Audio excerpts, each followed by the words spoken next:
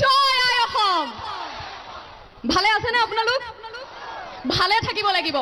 কিয় ভালে থাকিব লাগিব? আমি ভালে থাকিলেহে আমি আমাৰ জাতিটোক ভালে ৰাখিব পাৰিম। গতিকে প্ৰতিজন অসমীয়া ভালে থাকিব লাগিব আৰু সতৰ্ক থাকিব লাগিব। এই যি বিপ্লৱী চেতনাৰ জাগৰণ হৈছে সেয়া জীয়াই ৰাখিব লাগিব, কিয়নো বিপ্লৱী চেতনাৰ সুনামি উঠিছে। এই সুনামিয়ে কাক ধুৱাই উফৰাই দিব লাগিব। পাৰিবনে নাই? ধন্যবাদ। পিছে মনটো মাজে মাজে অলপ বেয়াও হয়, বেজাৰ লাগে। দুদিনমান খুব কান্দিলো জাতিৰ ভৱিষ্যতৰ কথা ভাবি। দশক দশক ধৰি আমি একেখন যুঁজকে যুঁজি আছো। জাতিৰ অস্তিত্বলৈ ভাবুকি অহা, জাতিৰ অস্তিত্ব ৰক্ষাৰ ৰণ আমি দশক দশক ধৰি যুঁজি আছো, আৰু দশক দশক ধৰি আমাৰ নিজৰ মানুহে আমাক প্ৰতাৰিত কৰি আহিছে। প্ৰতিখন চৰকাৰৰ প্ৰতিনিধিসকল দল হয়তো বাহিৰৰ হ'ব পাৰে, কিন্তু আমাৰ নিজৰো দল আছিল এটা বাৰু। প্ৰতিজন প্ৰতিনিধি আমাৰ নিজৰ আছিলে, আমাৰ নিজৰ মানুহ। প্ৰতিজনে প্ৰতাৰিত কৰিলে আমাক, কৰিলে নে নাই? প্ৰতিজনে প্ৰতাৰিত কৰিলে। মনটো দুখ লাগে, কাৰণ তেওঁলোকোতো অসমীয়া। অসমীয়া জাতিৰ কথা কেলে নাভাবিলে? কেৱল যে গাদী গাদী গাদী কৰি থাকিলে, মৰিলে কি গাদীখন লগত লৈ যাব নেকি? নোৱাৰে। মৰিলে গাদীও নিব নোৱাৰে, অৰ্থও নিব নোৱাৰে, কিন্তু আমাৰ দায়বদ্ধতা থাকি যাব জাতিৰ প্ৰতি। মই মৰিলে আত্মসন্তুষ্টিৰে মই ক'ব পাৰিম মৰাৰ আগতে যে হয়, জাতিৰ কাৰণে মাত মাতিছিলো, জাতিৰ অস্তিত্ব ৰক্ষাৰ কাৰণে মাত মাতিছিলো, কিন্তু তেওঁলোকে নোৱাৰে, কাৰণ তেওঁলোকে কেৱল গাদীৰ কথা চিন্তা কৰি থাকিলে। গতিকে এতিয়া অসমীয়া ৰাইজ, এয়া কোনো আচলতে এই যি জাতীয় অস্তিত্ব ৰক্ষাৰ ৰণ, এয়া কোনো দল সংগঠনৰ হৈ থকা নাই, কিন্তু এয়া অসমীয়া ৰাইজৰ ৰণ। এই ৰণ আমি জিকিবই লাগিব, আৰু এই ৰণ অসমীয়া জাতিৰ অস্তিত্ব ৰক্ষাৰ শেষ ৰণ হ'ব লাগিব। মনটো বেজাৰ লাগে এইবোৰ কথা ভাবি। আটাইতকৈ দুখ লাগে অসমীয়াৰ সোণালী ইতিহাস।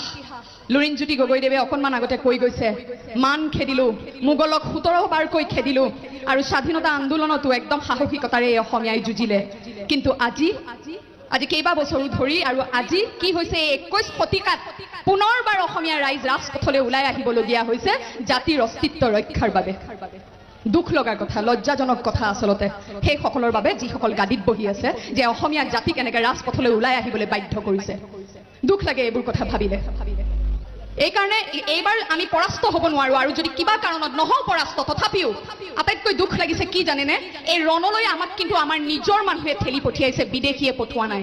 এই যে আমি ৰাজপথলৈ ওলাই আহিছো, আমাক কোনে পঠিয়াইছে? আমি যাৰ হাতত ভোট দি, যাৰ হাতত পৰিৱৰ্তন বিচাৰি ক্ষমতাৰ শাসনৰ বাগজৰি দাঙি ধৰিছিলো, তেওঁলোকে আমাক প্ৰতাৰিত কৰিলে আকৌ এবাৰ।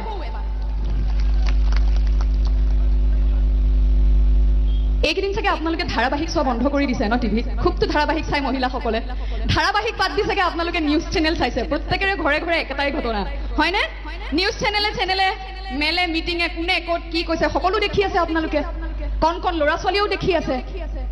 গতিকে মই তেওঁলোকক আজি এগৰাকী সাধাৰণ নাগৰিক হিচাপে আহ্বান জনাব বিচাৰিছো, আপোনালোকৰ ৰাজনীতিৰ কলা অধ্যায়ৰ যি বোকা ছটিয়া আপোনালোকে আৰম্ভ কৰিছে, অমুকে ক'ব অমুকে গুপ্ত হত্যাৰ ৰচনা কৰিছিলে, আকৌ তমুকে ক'ব বোলে অমুকে অমুকক হত্যা কৰিছিলে। এইবোৰ কথাৰ পৰা আপোনালোক বিৰত থাকক, ৰাজহুৱাভাৱে এইবিলাক কথা নেপাতিব, মূল বিষয় লৈ কথা পাতিব, কিয়নো যুৱ প্ৰজন্মৰ ল'ৰা ছোৱালীয়ে এইবোৰ কথা টিভিত চাই আছে, আৰু অভিভাৱকৰ দৃষ্টিভংগীৰ পৰা মই নিবিচাৰো যে আমাৰ ল'ৰা ছোৱালীৰ মনত ৰাজনীতিক লৈ পেলাই নেতিবাচক প্ৰভাৱ পৰক, কিয়নো তেওঁলোকৰ মাজৰ পৰাই আমাৰ ভৱিষ্যতৰ নেতা ওলাব। অৱশ্যে এটা কথা, যুৱ প্ৰজন্মৰ ল'ৰা ছোৱালীৰ চিন্তাৰ গভীৰতা আমাতকৈ আৰু তেওঁলোকতকৈ বহুত বেছি, আৰু তাৰ প্ৰমাণ এইবাৰ যেনেকৈ ছাত্ৰ ছাত্ৰীসকলে আগভাগ ল'লে এই ৰণত, যি ধৰণেৰে নেতৃত্ব দিলে, সেই কথা প্ৰমাণ কৰি দিলে যে ভৱিষ্যতে, মই আশাবাদী, আপোনালোকেও আশা নেহেৰুৱাব যে ভৱিষ্যতে কেইবছৰমান লাগিব পাৰে, কিন্তু এই যুৱ প্ৰজন্মৰ মাজৰ পৰা এনেকুৱা নেতা ওলাব যিয়ে অসমৰ এখন ধুনীয়া প্ৰতিচ্ছবি আমাক দেখুৱাব। আমাৰ সপোনৰ, আমাৰ পৰিকল্পনাৰ, আমি সদায় আশা কৰি থকা সেই অসমখন, বৰ অসমখন আমাৰ নৱপ্ৰজন্মই আমাক দেখুৱাব। গতিকে এনেধৰণৰ কথাৰ পৰা আপোনালোকৰ ইমান লজ্জাজনক অধ্যায় ৰাজনীতিৰ, সেইবোৰ কথা নাপাতিব। আপোনালোকৰ বহুত ক্ষমতা, ইমান ক্ষমতাশালী আপোনালোক, এনেধৰণৰ কথা পাতিলেও আপোনালোকক কোনেও একো কৰিব নোৱাৰে। কিন্তু ফেচবুকত সামান্য কাৰ প্ৰতিবাদ কৰি কোনোবাই যদি কিবা এটা পোষ্ট দিছে, গ্ৰেপ্তাৰ কৰিছে, শৃংখল চলিহাক গ্ৰেপ্তাৰ কৰিছে, অখিল গগৈক গ্ৰেপ্তাৰ কৰিছে। আপোনালোকক কোনে কি ক'ব? খুব দুখ লাগিছে হেনো জাপানৰ প্ৰধানমন্ত্ৰী আহিব নোৱাৰিলে, বিশ্বত হেনো প্ৰতিপন্ন হ'ল অসম এখন অশান্ত ৰাজ্য। কোনে কৰিছে অসমক অশান্ত? কোনে কোনে কৰি তুলিছে কোনে অসমৰ ৰাজ্যক এনেকৈ ৰাজপথলৈ আহিবলৈ আন্দোলন কৰিবলৈ বাধ্য কৰিছে আহিব জাপানৰ প্ৰধানমন্ত্ৰীও আহিব আমেৰিকাৰ ৰাষ্ট্ৰপতিও আহিব আমি লাৰু পিঠা বনাই খুৱাম কিন্তু প্ৰথমতে জাতিৰ অস্তিত্ব ৰক্ষা কৰি দিয়ক আমাক প্ৰথমতে জাতিৰ অস্তিত্ব ৰক্ষা হ'ব তাৰ পিছত কোন আহিব লাগে আহি থাকিব কুইন উজা বাইদেউ সম্মান কৰিছিলো আপোনাক আপুনি কি ক'লে আন্দোলনকাৰীসকল হেনো দুষ্কৃতিকাৰী এই দুইটা শব্দৰ অৰ্থ আপুনি বুজি পায় নে নাপায় নে অভিধান মিলি দেখুৱাব লাগিব মই দুষ্কৃতিকাৰী সেইখিনি দেখিছো মানে বছৰীয়া মহিলা আহিছে আন্দোলনত তেওঁ দুষ্কৃতিকাৰী আপুনি ক'ব বিচাৰিছে সকল আহে আহি মানে মানুহক আমি দুষ্কৃতিকাৰী নহয় আঙুলি যদি এটা টুৱাইছে তিনিটা আঙুলি আপোনাৰ ফালে আছে কোন দুষ্কৃতিকাৰী জাতিৰ দুষ্কৃতিকাৰী কোন আপুনি নিজক সুধি চাওক ৰুটি চাহ নহলে গান গোৱা আন্দোলন তেখেতে ইতিহাসো নাজানে ইতিহাসৰ পাত আজিলৈ কলাগুৰু বিষ্ণুপ্ৰসাদ ৰাভাই কেনেকৈ গীতৰ কথাৰে বিপ্লৱ আনিছিল বিপ্লৱী চেতনা জাগৰণ কৰিছিল ইতিহাসৰ পাত উলিয়াই চাব কেনেকৈ জ্যোতিপ্ৰসাদ আগৰৱালা ৰূপকৰ জ্যোতিপ্ৰসাদ আগৰৱালাদেৱে নাটকৰ জৰিয়তে বিপ্লৱী চেতনাৰ জাগৰণ কৰিছিলে গান কম সংলাপ যদি মোৰ সংলাপেৰে জাতীয় চেতনা বিপ্লৱী চেতনা জাগৰণ কৰিব পাৰে মই 10 বাৰ 1000 বাৰ সংলাপ কমে মঞ্চত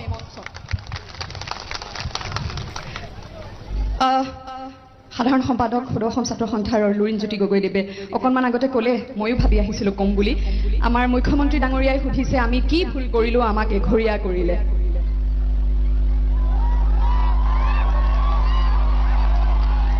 আপুনি যদি এতিয়াও সেই প্ৰশ্ন সোধে অতি দুখেৰে জনাও যে আপুনি তাৰমানে এতিয়াও এই অসমীয়া জাতিৰ আৰ্তনাদ অসমীয়া জাতি অসমীয়া মানুহে যে ক্ৰন্দন কৰিছে আৰ্তনাদ কৰিছে ৰাজপথত ওলাই জাতি অস্তিত্ব ৰক্ষাৰ হেতু সেই ক্ৰন্দন সেই আৰ্তনাদ আপোনাৰ কাণত পৰাগৈ নাই অতি দুখৰ বিষয় এই কাৰণেই যে আপোনাক জাতিৰ নায়ক পাতিছিলে এইবাৰো আপোনাৰ মুখলৈ জাতিৰ প্ৰতিজনে বৰ হেঁপাহেৰে চাই আছিলে যে এই খেলখন আপুনি লুটিয়াব এই খেলখন আপুনি লুটিয়াব আপুনি জাতিৰ হকে মাত মাতিব কিন্তু আপুনি নেমাতিলে আৰু এতিয়া সুধিব আহিছে আপুনি কি ভুল কৰিলে ইনাৰ লাইন পাৰ্মিটৰ সুবিধা আছিল আপুনি ইনাৰ লাইন পাৰ্মিট কিয় নললে অসমৰ কাৰণে মণিপুৰতো নাছিলে মণিপুৰৰ মুখ্যমন্ত্ৰীয়ে ইনাৰ লাইন পাৰ্মিট ততাতৈয়াকৈ কা অহাৰ আগে আগে কেৱৰ কথা ওলাওঁতে ইনাৰ লাইন পাৰ্মিট আনিলে আপুনি কিয় আনিব নোৱাৰিলে কিয় জাতিটোক আপুনি সুৰক্ষিত কৰি নললে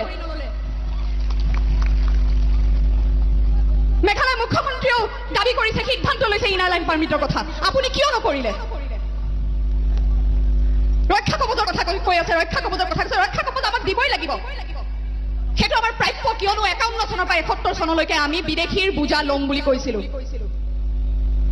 সেইকাৰণে আমাক দিয়া হৈছিল সেই ৰক্ষা কবচ তাৰ মানে আমাক এতিয়া বুলেট প্ৰুফ জেকেট পিন্ধাই আমাক আগবঢ়াই দিব গুলি বৰ্ষণ হ'ব আমাৰ মূৰটো হাতখন আৰু ভৰিবিলাক কোনে বচাব বুকুত গুলি লাগিলে বাচিব ৰক্ষা কবচ দিব কাই আছে এতিয়া আমাক গুলিয়াব ধৰি আছে জাতিটোক মোৰ মূৰটো হাতখন আৰু ভৰিখন কোনে ৰক্ষা কৰিব ৰক্ষা কবচ দিবই লাগিব সেয়া আমাৰ প্ৰাপ্য কিন্তু কা আমি নামানো কা আমাক নেলাগে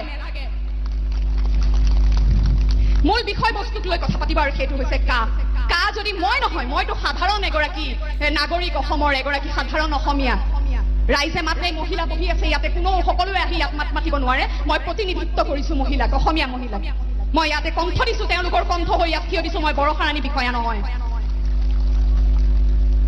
আমি আইন তন্নকে জনা অধিবক্তাসকলে কৈছে এই আইনখন জাতি ধ্বংসী কিন্তু আপোনালোকে মানি নলয় আমি মূৰ্খ আপোনালোকে জ্ঞানী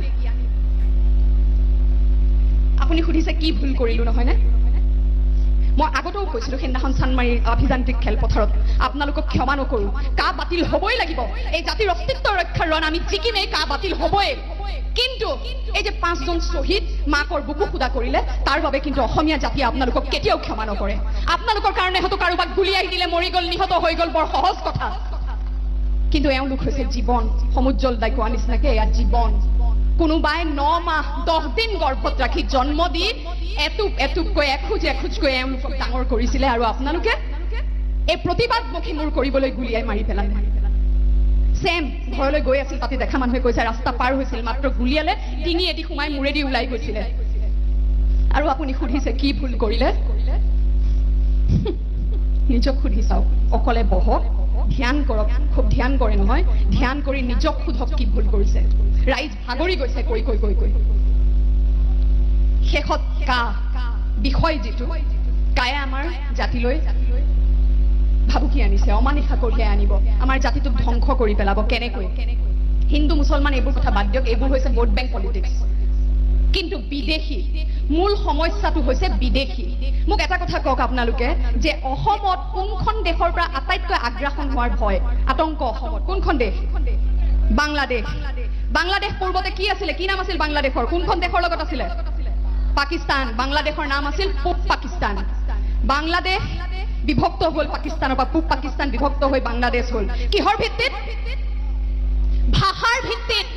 এখন ইছলাম দেশ বিভক্ত হৈছিল, বাংলাদেশ হৈছিল পূব পাকিস্তান ভাষাৰ ভিত্তিত। গতিকে হিন্দু মুছলমান বাংলাদেশ বাংলাদেশী উভয়ে যেতিয়া আহি ইয়াতে থিতাপি ল'ব, যেতিয়া সংখ্যাগৰিষ্ঠ হ'ব, তেতিয়া তেওঁলোকে ধৰ্মক বাদ দি তেওঁলোকৰ মূল মন্ত্ৰ হ'ব ভাষা। তেওঁলোকে আন্দোলন কৰিব ভাষাৰ বাবে, আৰু তেতিয়া অসমীয়া জাতি, অসমীয়া ভাষা, অসমীয়া সংস্কৃতিক আমি একো কৰিব নোৱাৰিম। গতিকে বিদেশীৰ বুজা অসমীয়াই নলয়, নলয়, নলয়, কেতিয়াও নলয়। কাৰ বিষয়ে আৰু সকলোৱে সময়ত কৈয়ে আছে, কৈ আহিছে, আৰু বক্তা আছে, সমুজল দা আছে, দীপাংকৰ দা আছে, সকলো আছে, ক'বই। মই দীঘলীয়া নকৰোঁ। এইখিনিতে আচলতে এইটো কোৱাৰ বিষয় নহয়, কিন্তু মোৰ অনুৰাগী কেইজনমানে বৰ দুখ পাইছে, কান্দি কান্দি ফোন কৰে, বাইদেউ আপোনাক ফেচবুকত ট্ৰল কৰিছে, আপুনি কিয় একো মাত নিদিয়ে, কিয় কেছ নিদিয়ে? কি হ'ব কেছ দিলে? মই সুধিছোঁ কাক কেছ দিম? এই আৰক্ষীক কেছ দিম? আমাৰ কেছ ল'ব জানো আৰক্ষীয়ে? নলয়। এগৰাকী মহিলাৰ কণ্ঠ ৰোধ কৰিবলৈ, আচ্ছা ট্ৰল কোনে কৰিছে বাৰু? হঠাৎ বৰষাৰণী বিষয়ে কাৰ বিৰোধিতা কৰিলে আৰু হঠাৎ ছ'চিয়েল মিডিয়াত ট্ৰলিং আৰম্ভ হৈ গ'ল মোৰ সাজপাৰক লৈ পেলাই? কোনে কৰিব পাৰে ট্ৰল? মই নকওঁ, আপোনালোকে কওক কোনে ট্ৰল কৰিছে মোক? বিজেপি আই টি চেল নে কি ক'লে? আচ্ছা, এগৰাকী মহিলাৰ কণ্ঠ ৰোধ কৰিবলৈ আপোনালোকে ইমান নিম্নমানৰ কৌশল অৱলম্বন কৰিবলগীয়া হ'ল। বৰষাৰণী বিষয়াক বস্ত্ৰ কি পিন্ধিব লাগে, সাজপাৰ কি পিন্ধিব লাগে আপোনালোকে শিকাব নালাগে। বিহু মঞ্চত, পূজা মণ্ডপত কি পিন্ধিব লাগে, পাৰ্টিত কি পিন্ধিব লাগে মই জানো। আৰু এটা কথা কৈ থওঁ, মই যি পিন্ধি যাওঁ মোৰ ঘৰৰ পৰা পিন্ধি যাওঁ। গতিকে মোৰ মা দেউতাৰ চকুত চকুত কথা কৰিব পৰালৈকে মই পৃথিৱীত কাকো খাতিৰ নকৰোঁ। এইখিনিকে কৈ মই বেছি দীঘলীয়া নকৰোঁ। সংলাপ কৈ ভাল পাওঁ, অভিনয় ভাল পাওঁ, পাগলৰ দৰে ভাল পাওঁ। বৰষাৰণী বিষয়াৰ সমস্ত অস্তিত্ব দুটা আখৰৰ শব্দই গঢ়ি তুলিছে। কি জানেনে? বিয়াৰ সময়ত যেতিয়া মোৰ স্বামীয়ে বিয়াৰ প্ৰস্তাৱ দিছিল, দুটা কথাই কৈছিলোঁ, অভিনয় কলা মই বাদ নিদিওঁ আৰু অসম এৰি নাযাওঁ। এই দুটা আখৰৰ শব্দৰ বাহিৰে বৰষাৰণী বিষয়ে একো বুজি নাপায়। এখন নাটক কৰিছিলোঁ ধুৰাসাপ, ডক্টৰ ভৱেন্দ্ৰনাথ শইকীয়া ছাৰৰ চুটি গল্প আছিল, নাট্যৰূপ দিছিল নৰেন পাটগিৰিদেৱে। তাতে এটা সংলাপ আছিল, জানেকীয়ে কয় জানেকীক বিভিন্নজন পুৰুষে ঠগে। কিন্তু আজি আহি থাকোঁতে মোৰ মনলৈ আহিছিল, এই সংলাপটো যদি মই আজি অসমী আই ভগ্নী হিচাপে যদি লওঁ, তেওঁ যদি তেওঁৰ ককায়েক কেইজনক কয়, যিকেইজন ককায়েকক বাগজৰি দিছিলে কয়, তেনেহ'লে কেনে হ'ব বাৰু? সংলাপটো হ'ল, জানো ককাইটি, তহঁত লিখা পঢ়া জনা মানুহবিলাকে কি কথাত কি মেৰপাক লগাই ক মই ধৰিবকে নোৱাৰোঁ।